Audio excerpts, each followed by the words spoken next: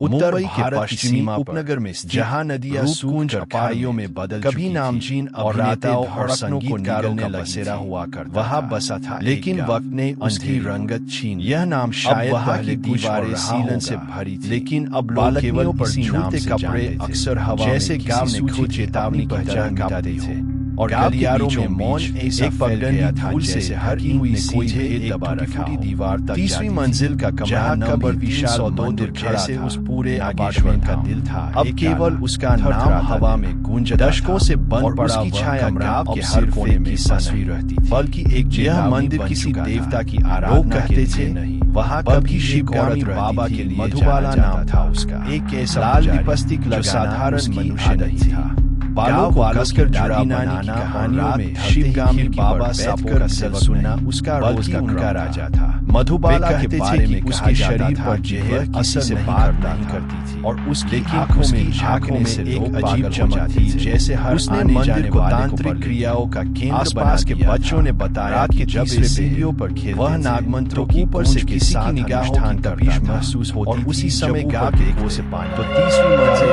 से लाल लिपस्टिक बाबा हर सावन की अमावस्या दिन अचानक सब कुछ हो गया, जिसमें किसी ने दरवाजा खोलते लेकिन कभी किसी ने कोई चीज जाना सुबह छून, लेकिन गंध फैल केवल यह पता चलता आई अगली दरवाजा कोई गायब पर अंदर कोई नहीं, मंदिर के पिछवाड़े में आईने के कुछ जिसके ऊपर लाल लिपस्टिक। फिर एक रात लगभग 27 साल पहले उस दिन के कुछ बदल गया। कमरा 302 पर ताला, हवा नहीं चल रही पर लोग कहते लेकिन मंदिर की घंटाले से आत्मा को नहीं रोका जा सकता। गांव वाले बंद अब दरवाजे के पीछे दुबक कर आधी रात को किसी पुराने रिकॉर्ड की तरह और तभी बिजली कड़की में बिना बारिश के आवाज जैसे छाती में रोशनी और सांसें जैसे अग्निकुंड सालों बड़ा हो। साक्षी चक्रवर्ती मनोविज्ञान की छात्रा अगली सुबह दिल्ली से मुंबई बाबा कहीं नहीं था, उसी मंदिर के मुख्य दरवाजे पर 7 सांपों की खाले रूपकुंज में किराया कम था और 302 बिल्कुल और मंदिर के जब उसने दीवार पर लिखा सालों से वह कमरा क्यों बंद है, मैं लौटूं चौकीदार ने जब वंश की शब्दी सांस बचाया।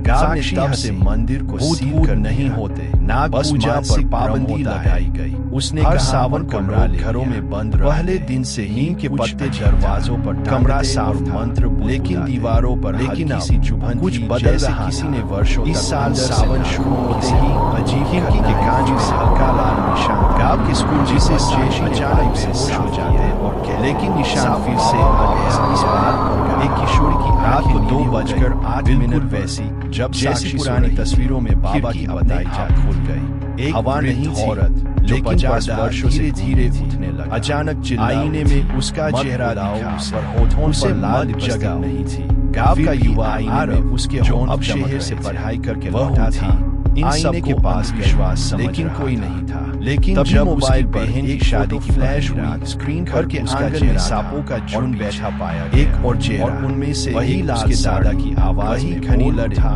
वही लौट आया है। सुबह उठकर उसने कैमरे की रिकॉर्डिंग रात थी आरव 2:08 पर कुछ देर के लिए स्क्रीन खाली हो गई। दरवाजा अचानक बंद, सांकल से जड़े होंठ लेकिन उस पर खून से लिखा उस रात के बाद तू मेरा साक्षी की नींद हर रात से अधूरी पूजा वही समय सुबह जब वह जागा और उसकी हथेली पर सांप के दांतों से जो निशाने तक और ताजा बिस्तर तक लाल और धड़कते रातों की गहराई। आरव की आंखों से नया अब कोसों जब घड़ी 2:00 हथेली पर सांप के दांतों के निशान उस दर्द की तरह सामने रहे थे जिसे वह न तो समझ पा रहा। आंखों में एक बड़ाई किसी को दिखा और जुबान पर गजल की उसने अपने दादा की पुरानी कमरा 300 डालना खाली नहीं था। उस उम्मीद दूसरी कोई पुराना साक्षी ने तय कर दिया था जिधर से कुछ कैमरे से के पास पहुंचा दे। उसने अपने लैपटॉप को रेत की तरफ के बीच छिपा हुआ रात्रि 1:55 से जिस पर तान शुरू कर दी और तकिया में चेहरा आरव ने मोबाइल से फोटो लेकर लेकिन नींद अब उसके पास नहीं आती। जहां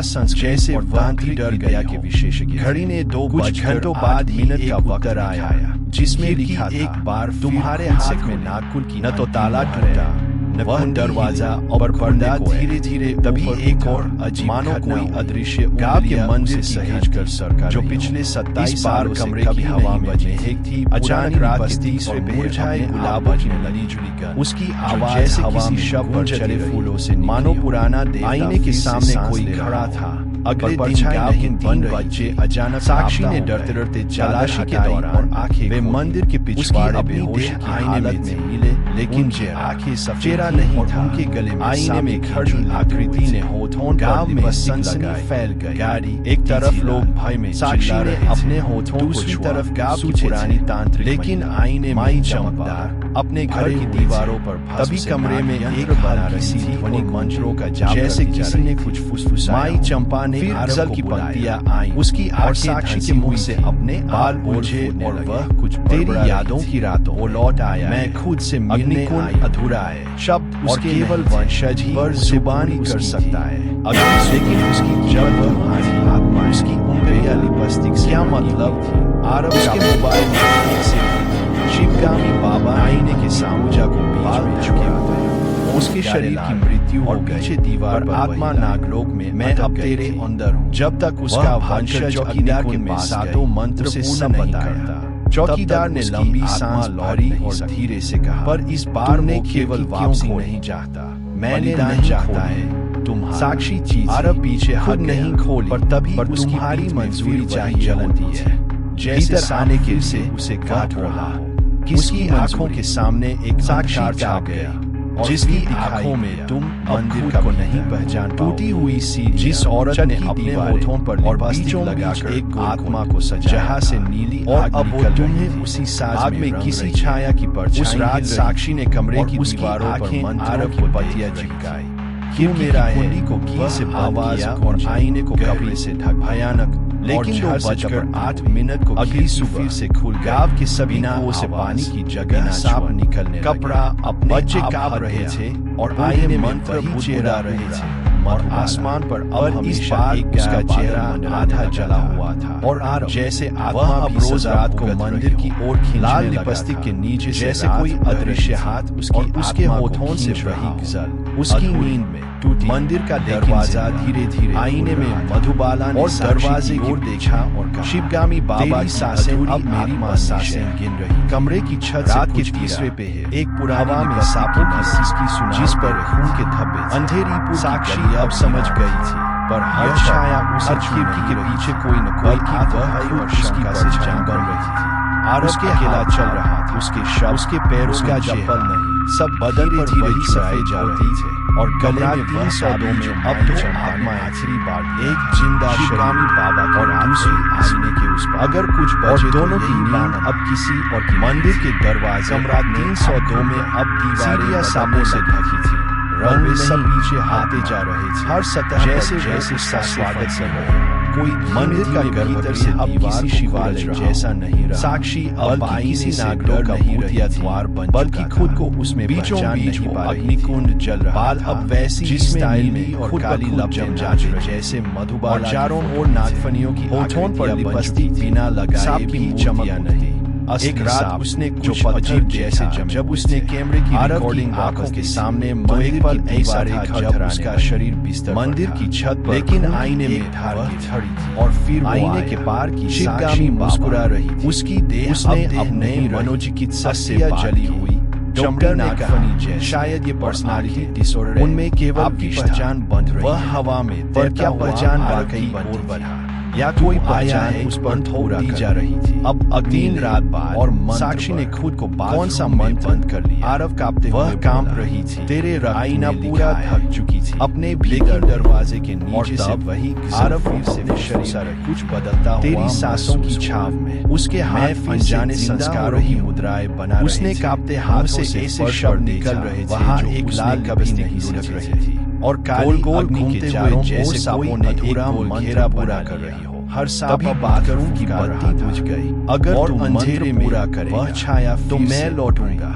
इस बार बीच में आईने में नहीं, तू कभी लौटेगा नहीं। सामने बाबा की आवाज आधा चेहरा जला हो, जैसे किसी पर आंखें चमकती हुई, जैसे हजारों की जिज्ञासा और बहादुरी। उसने साक्षी और उसे दिखा अपने दादा बस कहा एक अवस्थे से वक्त एक गजल और जिसकी आत्मा अब सब अधूरी की छाया में अब तू ही पूरी। उसने आरव की उस पल साक्षी को हाथ बढ़ाया, किसी ने उसके भीतर सांसें फूंकी अब इस पाप का वो सांसें उसकी आग बुझा दे। वह अग्नि से रात पैदा कर सुबह जब नहीं, आरव की 302 में आंसू थे। आईना चमक रहा था, भीतर वो शक्ति जाग रही, दीवारें शीरियों से, लेकिन एक बात दूसरी तरफ उसका मन अब आईने में साक्षी मुस्कुरा कर सकता, लेकिन मैं तुम्हारे जैसा नहीं बनना चाहता। हल्की तिरछी और साफ हल्के काले धब्बे हो रहे किनारे। बाबा बस होटल छोड़कर चली गई। सब अंतिम मंत्र पर 3 महीने बाद एक नए कारीज उठाया। उसका नाम था ईशा। उसे रात को 2:08 और अग्निकुंड से कूद पड़ा और आईने में एक नई छाया ऐसा कि पूरा मन इस बार साक्षी साठों पर वही लाल लिपस शिवगामी बाबा की आंखों में वही एक आग में जलती अब तेरी बारी है। एक और मंदिर की दीवारें दरक और कमरा 300 होने तक एक मंदिर केवल एक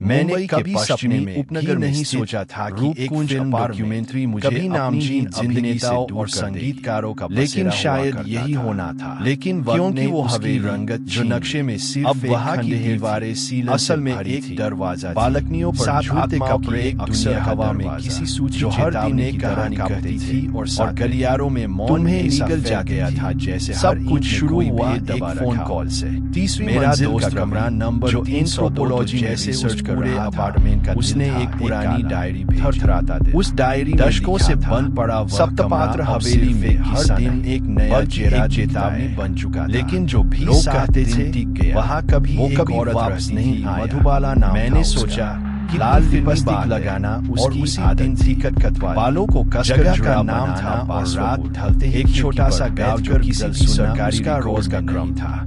मधुबाला के बारे में कहा जाता था कि वह जब मैं पहली बार गांव पहुंचा लेकिन तो लोगों की निगाहें मुझ पर अजीब चमक थी जैसे हर आने जाने वाले डर और हिचक दोनों आसपास के बच्चों ने बताया कि जब मैंने गांव के प्रधान से पूछा कि क्या मैं निगाहों के साथ महसूस होती थी जब उसने बस एक बार 30वीं मंजिल रुकना ऐसे पूरे 7 वाला चेहरा झांकता अधूरा छोड़ा तो वो अचानक सब कुछ हो गया। मैंने दरवाजा खोलते नहीं देखा लेकिन अब जब मैं यह लिख लेकिन गंध तब मेरी उंगलियां आई रही है। दरवाजा पहला दिन पर अंदर कोई नहीं था। सप्तपात्र हवेली एक मृत शरीर जिसकी तरह लाल लिपस्टिक से विशाल स्याह अभी और हर दीवार पर उस समय के बाद कमरा मैंने अपना कैमरा पोर्च पर लगाया पर लोग रिकॉर्डिंग चालू कर दी कि ताले से भर कुछ नहीं रोका जा लेकिन रात को खिड़की कुछ टूटा हर रात शायद कांच का और रिकॉर्डिंग जैसी पुराने रिकॉर्ड की तरह गजल बजने लगती। एक लड़की लेकिन सफेद लिबास आवाज जैसे छाती में और चेहरा और सांसें जकड़ दे। वो हवेली के सालों आंगन में साक्षी चक्रवर्ती जैसे मनोविज्ञान रही छात्रा।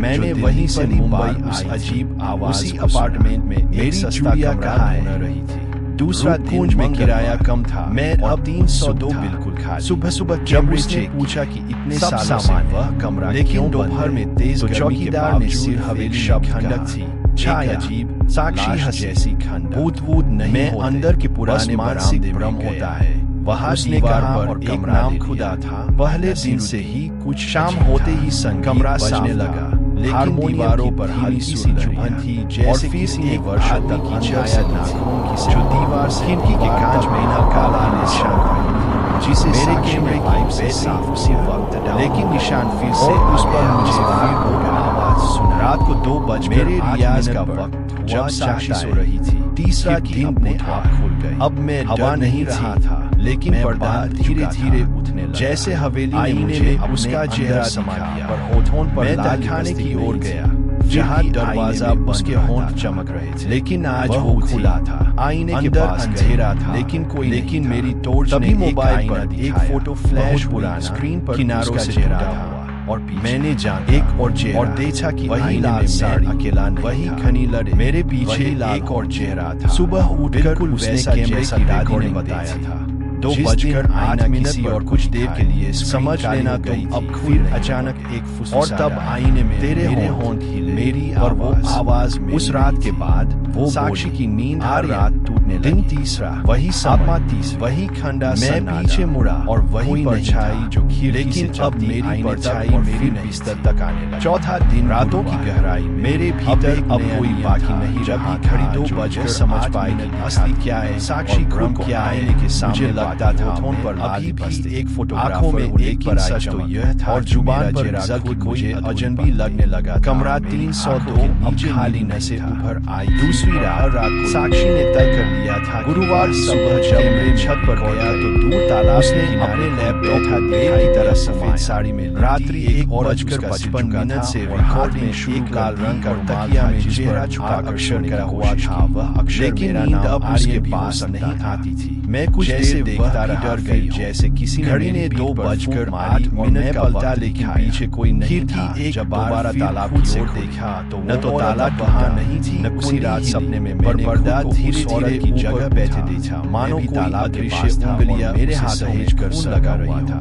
इस बार कमरे की दीवार पर लाल रंग पुरानी लिपस्टिक के लिखा था गुलाब चौथा दरवाजा खोल दिया है, जैसे किसी शब पर चढ़े फूलों से। 5वां दिन आईने के सामने कोई खड़ा था, एक नई परछाई बन चुका था। शुक्रवार को साक्षी ने डरते डरते चारों तरफ एक अलग सी गंध थी, उसकी अपनी पुराने कब्रिस्तान की मिट्टी, लेकिन जब मैं कमरे से चेहरा नहीं था तो हवेली आईने में खड़ी कुछ कर रही ने शब्दों पर लिपस्टिक आवाजें थी, करारे की सिसकने की और किसी साक्षी ने अपने होठों को छुआ। सीढ़ियां उतरते वक्त लेकिन आईने में नीचे बरामदे में साथ खड़े थे। उनके कमरे में एक कपड़ों से होने की पहचान अलग, जैसे किसी ने कुछ बच्चा, एक वृद्ध महिला, एक साधु, एक सैनिक, एक किसान और साक्षी के मुंह से सातवां जो सबसे पीछे खड़ा था वो ठीक तेरी यादों की रात आकार का था। मैं खुद से मिलने से पुकारा, कौन हो तुम? कोई जवाब नहीं आया, जुबान उसकी एक धीमी हंसी उसके जब दीवार पर कुछ घुसच कर मिला लिपस्टिक से रंगी। तुमने हमें बुलाया, उसके मोबाइल के साथ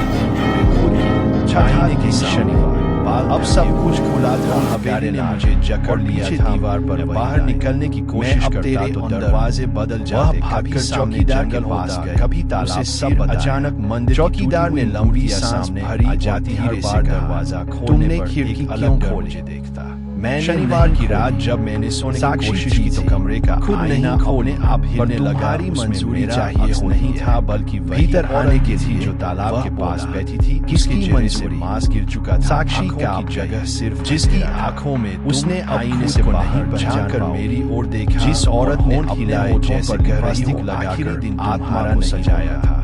मैं पीछे हटा और सीसाज में दीवार पर 7 नाम। उस रात साक्षी ने कमरे की दीवारों पर तारीख और समझिया चिपकाए और छठे नाम की कुंडी को कील से बंद किया और 7वें नाम के नीचे खाली जगह। लेकिन 2 बज उस रात पहली बार मैंने जाना कि सातों आत्माएं सिर्फ मरे हुए लोग बिना छोड़े, बल्कि ये 7 ने आप जो एक चक्र में और आईने में वही चेहरा की हवेली में 7 रातें बिताता है, पर इस बार उसका चेहरा आधा जला हुआ अब बजा था, जैसे आत्मा भी सजा रविवार रही हो। 7 लाल लिपस्टिक के नीचे से नहीं जानता था कि मैं कौन, उसके होठों सचमुच अभी जीवित हूँ। रात के 3वें प्रहर में हवेली की घड़ी ने 7 बार आईने में मधुबाला ने साक्षी की ओर दीवारें कांपने लगी, जैसे तेरी सांसें अब आत्मा को पहचान लिया हो। मैं कमरे की छत से गुजरा जहाँ एक पुरानी लिपस्टिक की सिर्फ एक नीला जिस पर खून के धब्बे थे, उसके साक्षी अब समझ गया दरवाजा था। यह छाया सच में नहीं रही, मैंने काबल हाथों से उसे छुआ और अचानक चारों ओर उसके हाथ गई दरवाजा। उसके शब्द नहीं बल्कि उसका चेहरे पिघलता गया, जैसे धीरे चुराए जा रहे थे। कमरा 302 में अब मैंने पहले कभी महसूस एक जिंदा शरीरात और जिस मोमबत्तियों के उसमें एक और दोनों की नींद अब जैसे और बीच में एक कमरा 302 में जब दीवारें बदलने लगी मेरी ओर थी, रंग नहीं हीरे किसी मंत्र की तरह हर सतह पर जैसे सांसें। मैंने जैसे ही उसके पास कदम बढ़ाया से उसने बिना मुड़े कहा, आर्यन तुम साक्षी अब आईने से डर नहीं रही थी। मैं थम गया, उसमें आवाज मेरे बचपन की तरह बाल अब वैसे ही स्टाइल गया था कि बचपन जाते हैं जैसे मधुबाला रिकॉर्डिंग करता था और ये होठों पर लिपस्टिक बिना लगाए आत्माओं चमक किताबें लिखते थे। एक रात बच्चा मुड़ा अजीब देखा जब उसने कैमरे की रिकॉर्डिंग में उसकी आंखों एक पल ऐसा था जब उसका शरीर मुस्कान जो आत्मा की नहीं, लेकिन आईने में वह खड़ी। उसने कहा आईने के आत्माओं को साक्षी मुस्कुरा रही थी, लेकिन उसने अपने मनोचिकित्सक से असंभव।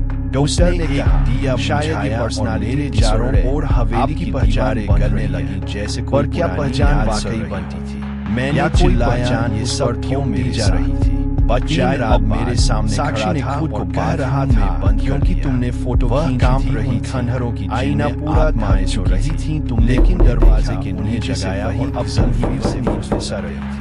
मैंने देखा मेरे कैमरे की लेंस मैं फिर से जिंदा हो रही है और उसमें कांपते हाथों से फर्श पर देखा एक चेहरा एक लाल चेहरों में मेरी छाया अचानक सातों हुए जैसे वहाँ प्रकटुरा कोई दीवार में से निकला कोई तभी बात का कोई फर्श से रेंगता हुआ और अंधेरे सबने एक साथ छाया। अब 7वां दिन पूरा हो गया, इस बार सिर्फ आईने में नहीं तभी हवेली उसकी खड़ी ने एक औरत आया आधा चेहरा के लिए सब रुक गया आंखें चमकने जैसे 1000 साल और फिर मैं जागा ले उसने साक्षी की हवेली का चौकीदार बस कहा कि एक हर रात कोई नया मेहमान आता है साथ सब अधूरी थी उनकी नींद में पूरी करेगी और उस पर साक्षी को लगा उन्हें किसी ने उसके भीतर सांसें बन जाता लेकिन वो सांसें उसकी इसलिए अगर तुम बेहोश हो गए उस हवेली सुबह जब वह तो अगला कमरा 302 में सब ठीक था और आईना चमक रहा मेरे कैमरे की खिड़की बनी फिल्म दीवारें शांत जहां तुम लेकिन छाया बात बदल चुकी थी।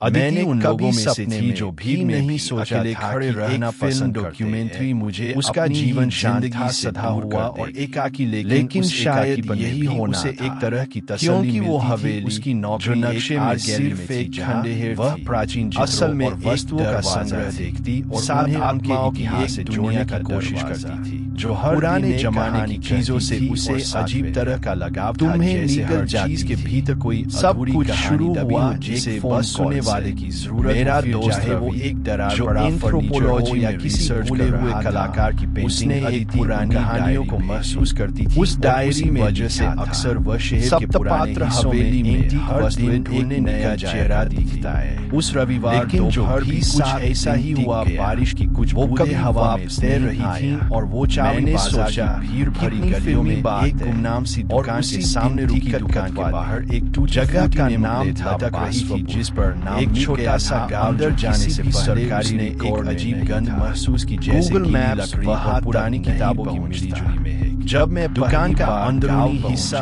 उम्मीद से लोगों की निगाहें मेरा था वहाँ रखे सामान मेरे कैमरों की मोटी परत जमीन डर और हिचक से काली आंखों में दुकानदार एक बेहद मैंने गांव के प्रधान वजह जमशा की जुड़िया में हवेली में उसकी आंखें सफेद थी जैसे देखने उसने बस हो चुकी हो लेकिन जब अदिति रुकना है दाखिल हुए सामने ऐसे सिर घुमाया अधूरा छोड़ा तो वो भी कोई अधूरा नहीं छोड़ती उसने अदिति मैंने हंस इशारा किया और बिना कुछ बोले एक कोने की ओर चला गया यहाँ एक बड़ी सी चादर तब मेरी उंगलियां जो काफी वक्त से छुपी लग रही पहला दिन ने चुपचाप चादर हटाई सप्तपात्र हवेली एक मृत दर्पण बड़ा था शायद 5 फीट ऊंचा लकड़ी के भारी फ्रेम में और हर दीवार के समय की बारीक नक्काशी की गई मैंने अपना कैमरा और लहरों पर लगाया थी लेकिन रिकॉर्डिंग चालू विचित्रता थी उसका शीशा वो नहीं सी आम आईने की तरह चमकता था कुछ टूटा में प्रकाश शायद कोई परावर्तित रिकॉर्डिंग जैसी तो एक थी जैसे किसी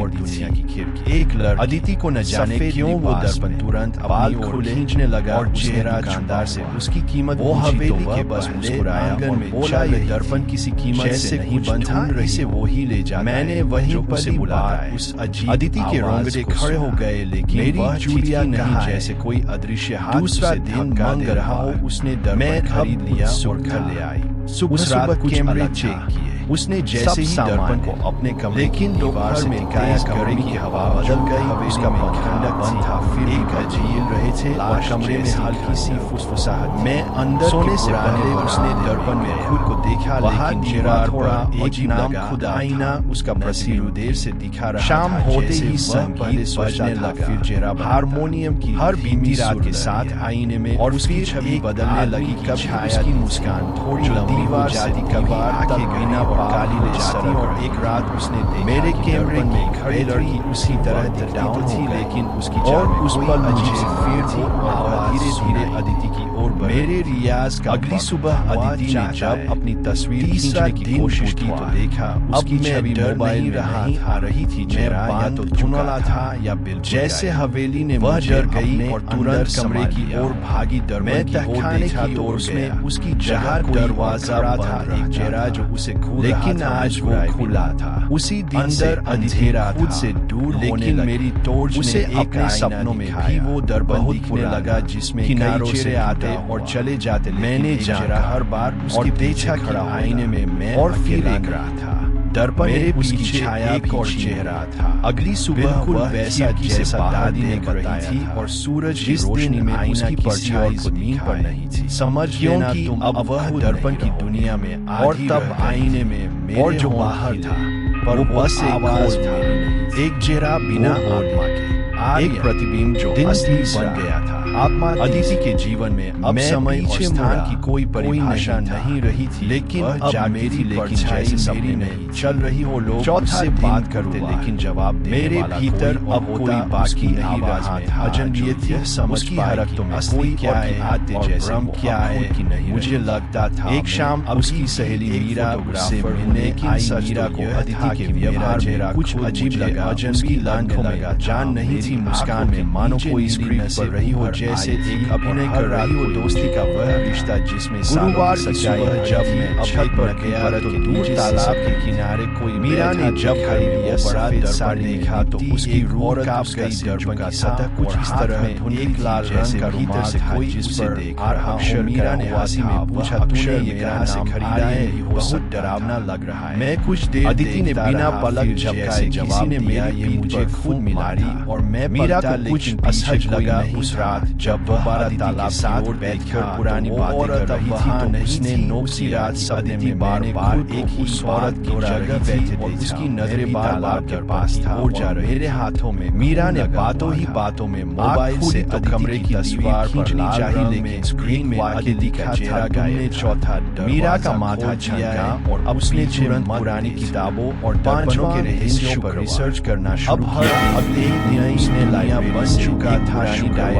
जब मैं 1924 के आसपास तरफ इस महिला का जिक्र जैसे जिसका नाम था कब्रिस्तान आयमेती की बद दर्पण के कमरे से बाहर निकला तो मैंने एक दर्पण खरीदा जो शायद शब्द नहीं थे लेकिन आवाजें थी करा। हर दिन वो मेरे भीतर की कोई परछाई चुरा ले जाता।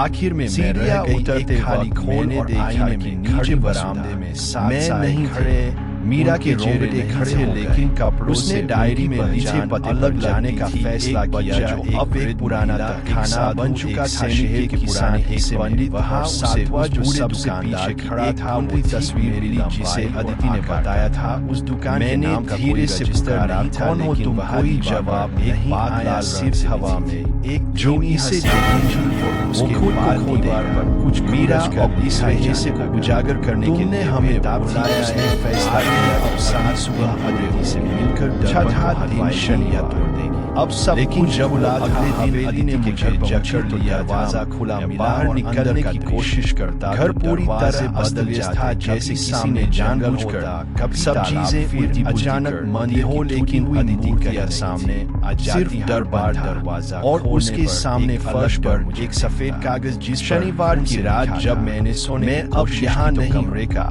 आईना वो अपने आप हिल। मीरा ने खड़खड़ाते हाथों से दर्पण को देखा और जैसे ही उसका चेहरा के पास बैठी थी दर्पण में उसकी परछाई चुका था। आंखों की जगह सिर्फ दर्पण में खड़ी थी। उसने आईने से मुस्कुराती हुई झांक कर धीरे धीरे अपने होठों पर होंठ हिलाए जैसे कह रही हो और तभी दिन तुम। दर्पण में मीरा की आंखें मैं पीछे हटा और देखा कि उसकी छवि फिसलती जा रही हुए और आई नाम के नीचे आईना धीरे धीरे उसकी जगह बना रहा और छठे नाम क्योंकि अब अगला चेहरा चुराने की बात और सातवें अदिति के गायब होने के बाद मीरा की रात उस रात पहली बार से जाना कि सात आत्माएं कोई हमला होने का मामला नहीं था बल्कि ये सात दीवारों पर बने खरोंच चक्रशान उस भयावह रात और जो कोई भी थे और सबसे ज्यादा डरावना था वो खुद सातवां अपनी जगह बिल्कुल शांत बजा था जैसे कुछ हुआ ही न हो। लेकिन उस रविवार वह किसी साफ सत की नहीं मैं बल्कि नहीं जानता था कि मैं कौन हूँ या क्या। मीरा ने कई बार खुद को समझाया कि तीसरे प्रहर में हवेली की एक बस 7 बार जो निष्क्रिय होती है उसी लेकिन जब भी वह उसके बारे में जानने लगी शरीर से उन्होंने में दौड़ जाती उसे पहचान लिया जैसे कोई का दृश्य नजर जिसकी हर हरकत पर हुई है। अब और जब वह दर्पण पास रुकती तो आईने में दिखाई उसके पीछे एक पुराना कुछ अजीब होता, कभी मुस्कुराता कभी डरता और कभी कभी तो ऐसा लगता जैसे वह अचानक जा रही बल्कि किसी और की दरवाजा जो उसे धीरे धीरे पिघल। एक रात मीरा ने ठान लिया रास्ता दर्पण को हटाएगी। अंदर से नश्वर थी जो वह हथौड़ा लेकर महसूस उसी लेकी जैसे ही वह दर्पण के करीब चली मोमबत्ती सांसें थम गई। दर्पण की सतह पर अचानक अधीर जरा चेहरा पर वह वैसा नहीं चटका जैसा मीरा जब बैठा था उसकी एक स्याही गहराई थी। चेहरा फीका धीरे से भरा था, उसके होश टूटा रहा था। मैंने जैसे ही मीरा के पास कदम छलक पड़े वह हथौड़ा गिरा आर्यन की ओर लपके लेके हो और आईने के सतह पर सैकड़ों जेरे उभरने लगे। मैं थम गया, उस बच्चे आवाज मेरे बचपन की तरह कुछ के तो जेरों की जगह सिर्फ गया था कि सब अंदर से मैं रहे मंत्रों की रिकॉर्डिंग आवाज बाहर नहीं आ हवेली बस कंपन होता था।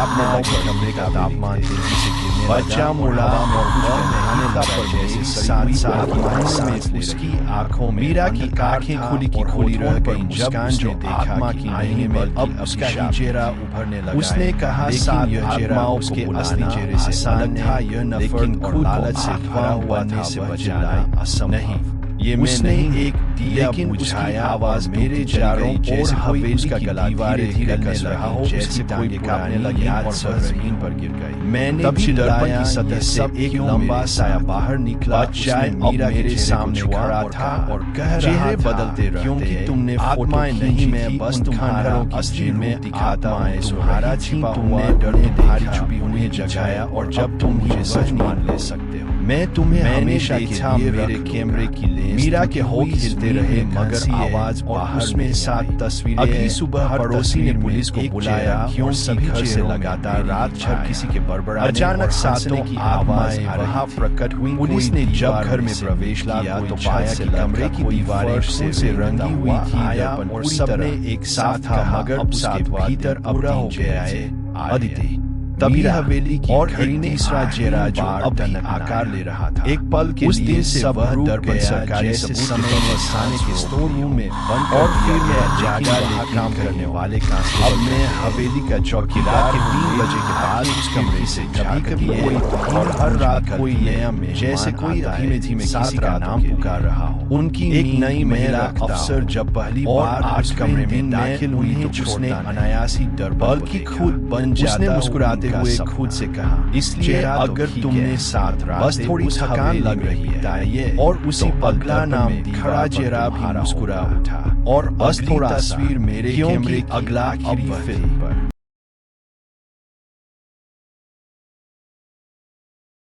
उत्तर भारत के एक पुराने लगभग भूले बिसरे गांव नागधाम में एक हवेली थी जिसे लोग केवल फुसफुसाहटों में याद करते थे, मौन हवेली।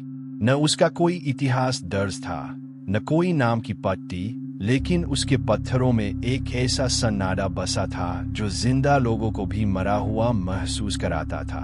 हर बरसात के बाद जब हवेली की छत से पानी टपकता तो लगता जैसे कोई ऊपर बैठा रो रहा हो। लेकिन जो चीज सबसे ज्यादा रहस्य और भय का कारण थी वो थी उस हवेली की अलमारी में रची एक पुरानी लकड़ी की कंघी जिसके हर दांत पर उलझे हुए बाल थे, काले, नम और जैसे अभी किसी ने कंघी की हो।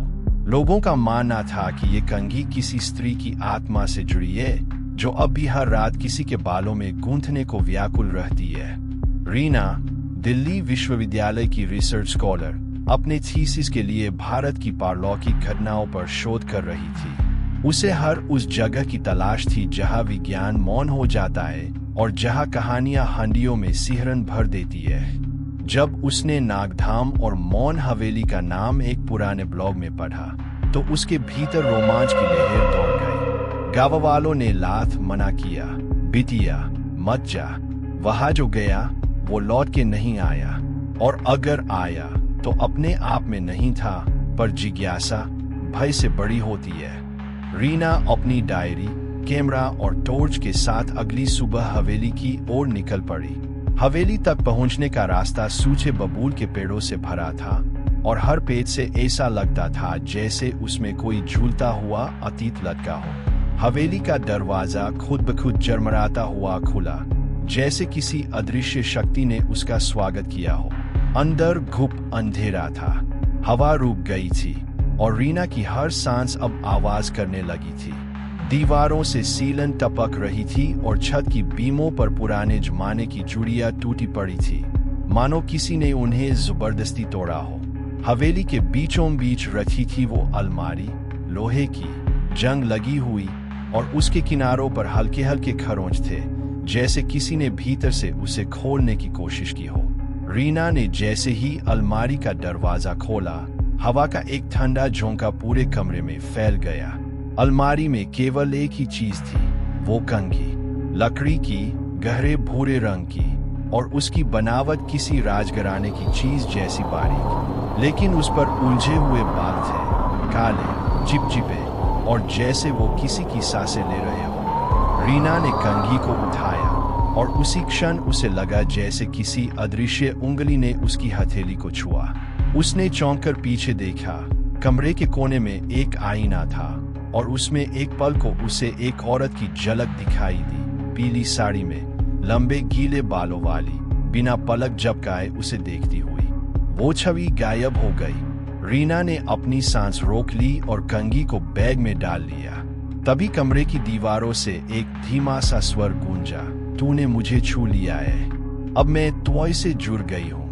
डर के मारे रीना ने बैग फेंक दिया और भागने लगी, लेकिन हवेली का मुख्य दरवाजा अब नहीं खुल रहा था। उसने जोर लगाया, लातें मारी, लेकिन लकड़ी जैसे पत्थर बन गई थी। अचानक पीछे से एक फुसफुसाहट आई, कंघी वापस दे दे, वरना मैं तुझे काट दूंगी। रीना ने कांपते हुए खिड़की ढूंढी और किसी तरह उसमें से छलांग लगाकर बाहर भागी। गांव लौटते समय हर पेड़ की छाया में उसे वही स्त्री दिखती, उसकी आंखें और बाल हवा में तैरते हुए। उसी रात जब रीना ने कमरे की बत्तियां बुझाई और बिस्तर पर लेटी, तो उसे महसूस हुआ कि कोई उसके सिरहाने बैठा है। उसकी आंखें खुली, लेकिन वह कुछ नहीं था। फिर तकिए पर देखा, वो कंघी वहीं रखी थी, जिसमें अब उसके ही बाल उलझे हुए थे।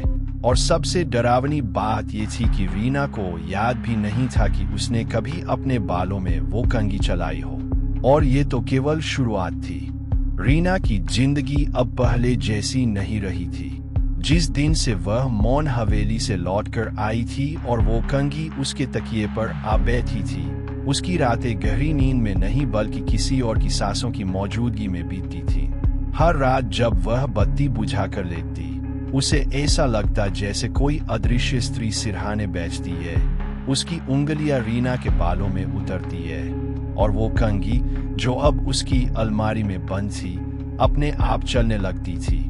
हर खिंचाव के साथ रीना के ज़हन में किसी और की पीड़ा दर्ज होती थी, किसी और की यादें, किसी और की मृत्यु।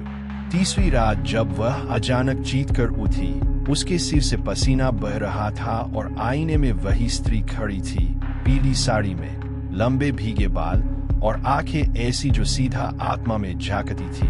पर इस बार वो केवल परछाई नहीं थी, उसकी सांसों की आवाज कमरे में गूंज रही थी और उसने धीमी फुसफुसाहट में कहा, मैं लौट आई हूँ, अब तेरे बालों में ही मेरा घर होगा। अगली सुबह रीना गांव के सबसे पुराने पंडित के पास पहुंची। उसके चेहरे पर थकान और भय दोनों चिपके हुए थे। आंखों के नीचे गहरे स्याह घेरे और बालों में एक अजीब सी उलझन जो किसी हाथ से गूंथी गई। पंडित ने रीना को देखकर गहरी सांस ली और बोला, जिस आत्मा को तूने छू लिया है, उसका नाम सावित्री है। उसकी कहानी इस गांव के खून और बालों में रची बसी है। और फिर उसने बताना शुरू किया, करीब 100 साल पहले उसी हवेली में एक नवविवाहिता रहती थी, सावित्री, जिसे अपने बालों से इतना प्रेम था कि हर सुबह वह पूजा से पहले एक विशेष लकड़ी की कंघी से उन्हें संवारती थी। वह कंघी उसकी माँ ने दी थी, जो एक तांत्रिक थी, और उसने सावित्री से कहा था कि स्त्री के बालों में आत्मा बसती है। अगर उन्हें ठीक से संवारा जाए तो मृतात्मा भी पुकार सुनेगी। लेकिन सावित्री का पति शराबी और हिंसक था। उसे उसकी आदतें पसंद नहीं थी। एक रात वह गुस्से में हवेली लौटा। सावित्री ने उससे विरोध किया और उसी वाद विवाद में पति ने उसकी चोटी पकड़ी और वही कंघी उठाकर उसके बालों को नोचना शुरू किया। वो दर्द, वो अपमान इतना था कि सावित्री की सांसें वहीं टूट गईं, लेकिन वो मरने से पहले एक शाप छोड़ गई, जिसने भी मेरी कंघी को छुआ, मैं उसके बालों में लौटूंगी। हर रात जब तक कोई मेरे बाल पूरे न कर दे, मैं अधूरी रहूंगी। पति ने उसकी लाश को जलाने के बजाय हवेली की दीवारों में ही दफना दिया, बिना किसी संस्कार के। और तब से हवेली में रातों को फुसफुसाहटें गूंजती रही, बाल उड़ते दिखते रहे, और हर कोई जिसने उस कंघी को छुआ या तो पागल हो गया या आत्महत्या कर ली। पंडित ने रीना को घूरते हुए कहा, अब वह त्वई से जुड़ चुकी है बिटिया, या तो तू उसे पूरा करे या फिर तेरी भी कहानी वैसी ही होगी। रीना ने कांपते हुए पूछा, उसे पूरा कैसे किया जा सकता है? पंडित ने कहा, सावित्री के बालों को फिर से गूंथा जाए, बिना भय के, बिना दुविधा के, सच्ची भावना से, तब शायद उसे मुक्ति मिले। लेकिन ध्यान रहे, एक बार उस आत्मा से बंध जाने के बाद वापसी मुश्किल होती है। रीना ने सोचने में एक पल भी नहीं लिया। उसने निर्णय लिया कि वह अगली रात अकेले हवेली जाएगी, वहां उसकी आत्मा से बात करेगी, उसकी कंघी उसे लौटाएगी और उसके बालों को फिर से संवारेगी, चाहे कुछ भी हो। लेकिन वो नहीं जानती थी कि सावित्री अब केवल बालों या कंघी से संतुष्ट नहीं थी। वो चाहती थी सिर, जो कभी उसके बालों का घर था। रात पूरी तरह उतर चुकी थी, लेकिन चांद कहीं नहीं था, और नागधाम के आसमान पर जैसे किसी ने स्याही पोत दी हो। हवेली अब पहले जैसी नहीं लग रही थी। उसकी दीवारें सांस ले रही थी, हर कोना जैसे कुछ बोलने को व्याकुल था। रीना की उंगलियों में वह कंघी अब तक धड़क रही थी, जैसे वो कोई वस्तु नहीं, बल्कि किसी जीव की हड्डी हो जो फिर से जी उठने को तैयार हो। उसने धीरे धीरे दरवाजा खोला, और इस बार उसे धक्का नहीं देना पड़ा। दरवाजा अपने आप खुला, जैसे किसी ने भीतर से उसे आमंत्रण भेजा हो। हवेली के भीतर घुसते ही उसे ऐसा लगा जैसे वह समय की किसी सुरंग में प्रवेश कर रही हो। बचपन की दहशत, नींद में सुनी चीखें, टूटे हुए सपनों की गंध, सब कुछ उस हवा में तैर रहा था। फर्श पर पुराने बाल अब भी बिखरे थे, और दीवार पर एक जगह खून से उकेरी गई एक आकृति चमक रही थी। एक स्त्री जिसकी चोटी में उलझी हुई आत्मा झूल रही थी। रीना ने उस आकृति को देखा और कंघी को अपनी मुट्ठी में कस लिया। उसकी सांसें तेज थी, लेकिन आंखें ठंडी और दृढ़। वह फिर उसी कमरे में गई जहां पहली बार सावित्री की परछाई दिखी थी। दीपक जलाए, एक त्रिभुज बनाया और बीच में खुद बैठ गई। कंघी सामने रख दी और बोली, मैं आई हूँ, जो तू अधूरी छोड़ गई उसे पूरा करने। पर मैं तेरी तरह पीड़ित नहीं, मैं तुझ से मिलने आई हूँ, न कि डरने। हवेली की छत कांपी, दीवारों में से बाल उभरने लगे, रेंगते हुए फर्श तक पहुंचे और रीना की टखनों में लिपटने लगे। एक धीमी बुदबुदाहट गूंजी, तू मुझे बुला रही है, क्या तू तैयार है? रीना ने आंखें बंद की और जवाब दिया, हाँ। और तभी सावित्री प्रकट हुई। पूरा कमरा उसकी उपस्थिति से भारी हो गया। वो अब कोई परछाई नहीं थी, उसका चेहरा साफ था। पीली साड़ी सड़ी हुई थी, लेकिन उसकी आंखों में एक आंधी छह रही थी। वह जमीन से कुछ इंच ऊपर तैर रही थी, उसके बाल हवा में तैर रहे थे, और उसकी आवाज में एक साथ थकान, शाप और लालसा थी। उसने कहा, तू मेरी कंघी लाई है, लेकिन क्या तू मेरा दुख समझती है? रीना ने कहा, मैंने तेरी कहानी जानी है, तेरा अपमान, तेरी हत्या, तेरा अकेलापन। मैं तेरे बालों में वो सम्मान लौटाना चाहती हूँ जो तुझसे छीन लिया गया। सावित्री की आंखें कुछ क्षण के लिए नम हुई, लेकिन फिर उसमें एक कठोरता लौट आई। तू इंसान है, इंसान हर चीज अधूरी छोड़ देता है। तुझे क्या पता उस अंतिम रात के बाल कैसे उलझे थे? रीना कांपी, लेकिन पीछे नहीं हटी। उसने कंघी उठाई और सावित्री के पास गई। मुझे सिखा, मैं हर एक उलझन सुलझा दूंगी। और तभी सावित्री ने धीरे से सिर झुकाया। रीना ने उसके बालों में कंघी डाल दी। पहले ही खिंचाव में हवेली की दीवारें रोने लगी, दूसरा खिंचाव और हवेली की छत से रात झरने लगी। तीसरे खिंचाव के साथ सावित्री की चीत हवा में घुल गई, न दर्द की, न राहत की, बल्कि स्मृति की। हर एक स्ट्रोक के साथ बाल सीधे होते गए, लेकिन हवा भारी होती गई, जैसे शताब्दियों की पीड़ा अब उतर रही हो। और फिर जब आखिरी उलझन सुलझी, सावित्री ने रीना की ओर देखा। एक धीमी मुस्कान आई और उसने कहा, अब मैं पूरी हूं, अब मैं जा सकती हूं। लेकिन रीना ने सांस रोक ली। लेकिन क्या? सावित्री ने जवाब नहीं दिया, बस धीरे धीरे उसकी आकृति धुन में विलीन होने लगी। बाल जमीन पर गिरकर राख बन गए और हवेली की दीवारें पहली बार बिल्कुल स्थिर हो गई। रीना बाहर निकल गई, थकी हुई, लेकिन भीतर कुछ बदल चुका था। अगले दिन वो गांव छोड़कर दिल्ली लौट आई, लेकिन कुछ हफ्तों बाद जब उसने आईने में अपने बालों को देखा तो पाया कि उसकी चोटी अब अपने आप बंधी रहती है और हर रात जब वह कंघी चलाती है उसकी उंगलियां कुछ देर के लिए रुक जाती है, जैसे कोई दूसरी उंगली भी उनके साथ चल रही हो। वह कंघी अब एक अलमारी में बंद है, लेकिन कभी कभी रात को वह अलमारी खुद से खुल जाती है और उस पर अब भी एक बाल उलझा है, एक ऐसा बाल जो रीना का नहीं लगता।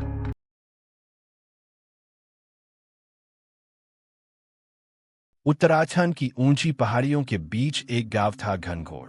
नाम जितना भारी था, हवा उतनी ही हल्की और रहस्यमय। यह गांव उन जगहों में से एक था जहां सुबह जल्दी आती थी लेकिन उजाला देर से। चारों ओर बांज और देवदार के घने पेड़ों से घिरा हुआ इस गांव में न मोबाइल सिग्नल आते थे, न ही बाहर की दुनिया की हलचल। यहाँ सब कुछ स्थिर था, सिवाय एक डर के जो हर पीढ़ी के साथ गहराता चला गया।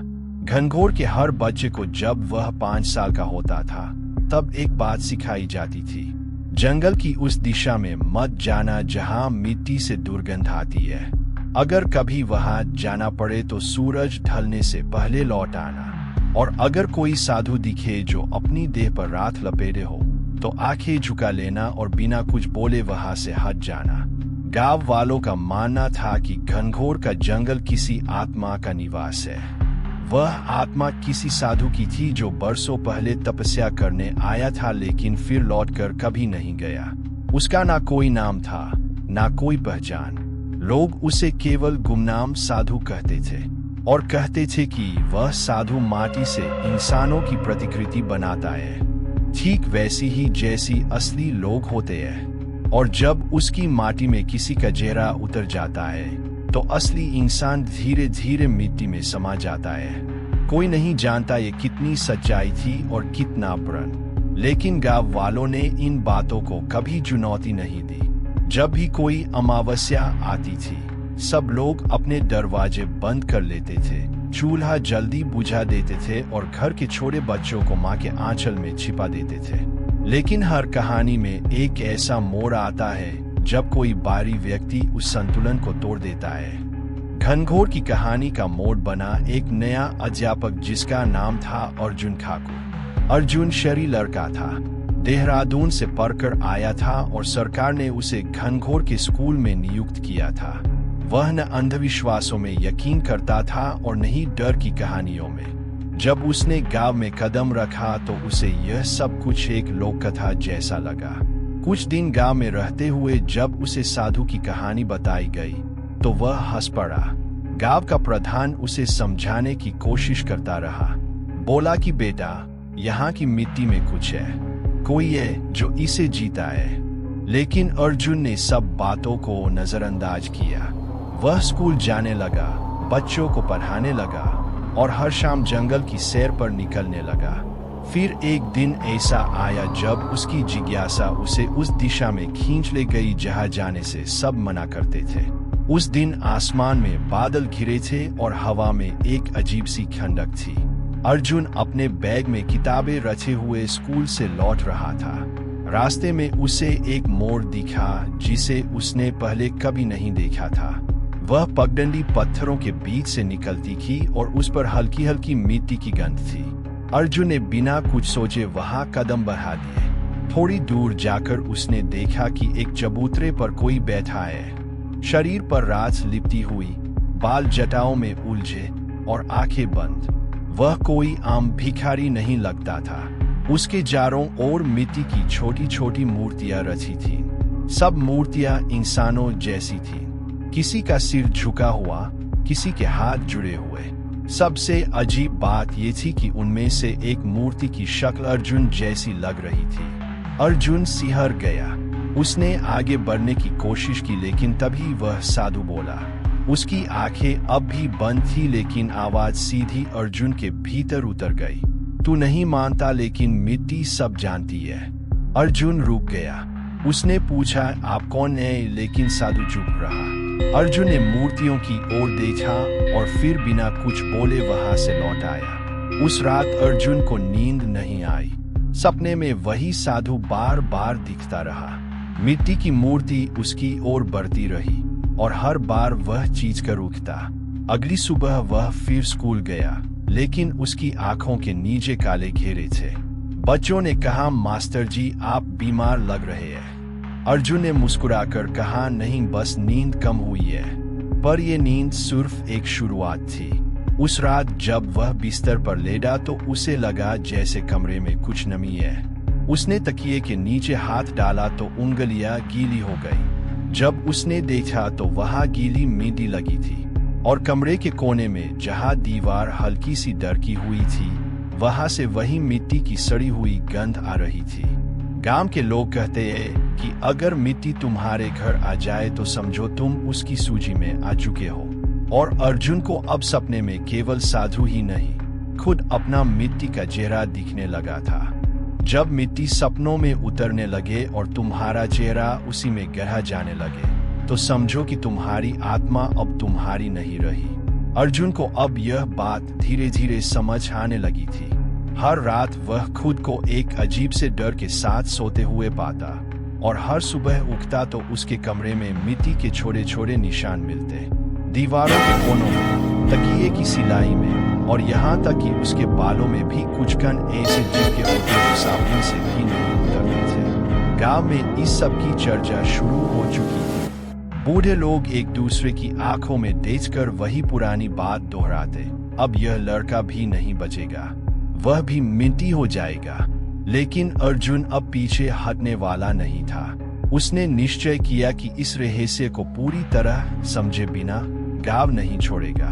उसने स्कूल से छुट्टी ली और गांव के सबसे बूढ़े आदमी बाबा रामबली से मिलने गया।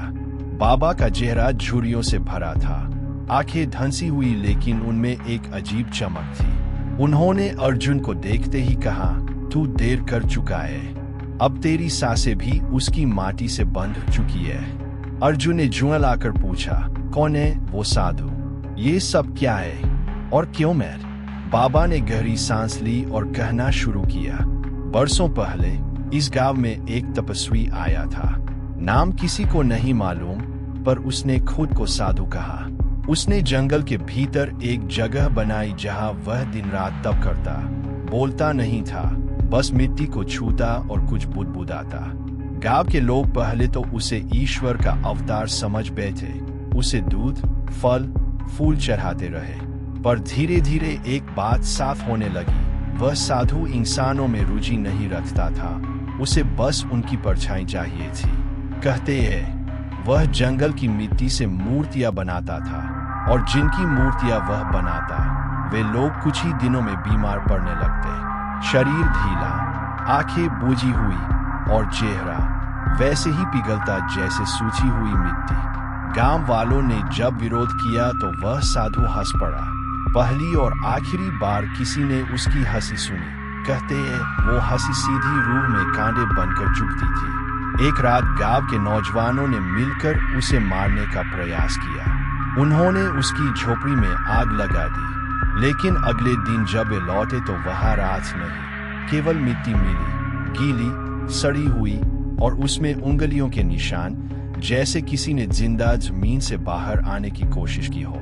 उसके बाद से हर अमावस को वह फिर से दिखाई देता है, पूरे शरीर में राख और चारों ओर वही मिट्टी की मूर्तियां। अब वह इंसान नहीं रहा, वह मिट्टी हो गया है और हर 100 साल में एक बार वह किसी बाहरी को चुनता है जो उसकी अगली प्रतिकृति बने। बाबा ने अर्जुन की ओर देखा और बोला, तू वही है। अर्जुन के शरीर में कंपी दौड़ गई। वह कुछ कहने ही वाला था कि बाबा ने उसका हाथ पकड़ लिया और थपकी देकर कहा, एक ही तरीका है बचने का, तुझे उसकी अधूरी मूर्ति जलानी होगी। अर्जुन ने पूछा, कौन सी मूर्ति? बाबा बोले, वो जो उसने तेरी शक्ल में बनाई है।